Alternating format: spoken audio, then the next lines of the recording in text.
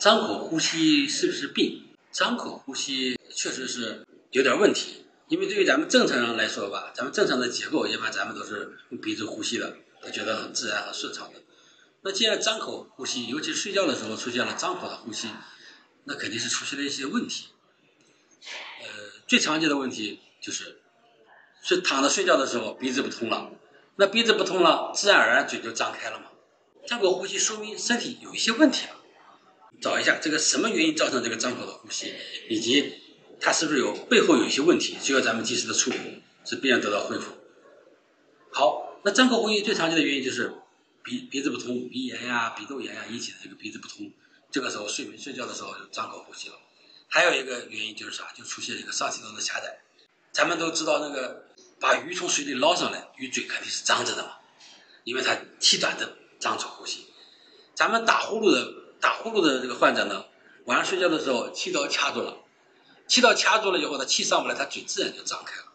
所以打呼噜的时候张口呼吸的人是比较多的。咱们有时候就说打呼噜不打，早晨起来嘴干不干？干。臭不臭？臭。你想张嘴呼吸一晚上，嘴都不干那么臭。所以这个出现张口呼吸以后，咱们更多的是关注什么原因造成了这个张口的呼吸。另外的话，就在这说一下咱们的小朋友、小孩。如果小孩出现了晚上张口呼吸、打呼噜的情况，这个一定得关注一下。因为小朋友的和成年人不一样，小朋友正在发育的过程中，如果小朋友小的时候有腺样体啊，有这个扁桃体肥大，这个时候呢打呼噜，他这个就会出现张口呼吸。张口呼吸以后，时间长了以后就会出现腺样体面容，这小朋友长丑了。表现为什么呢？张口呼吸以后，下颌往后缩，鼻子在往前拱，这个时候就出现这种腺样体面容。除了长丑之外，因为这个小朋友打呼噜以后，也会影响孩子的生长发育，从而造成一系列不良的后果。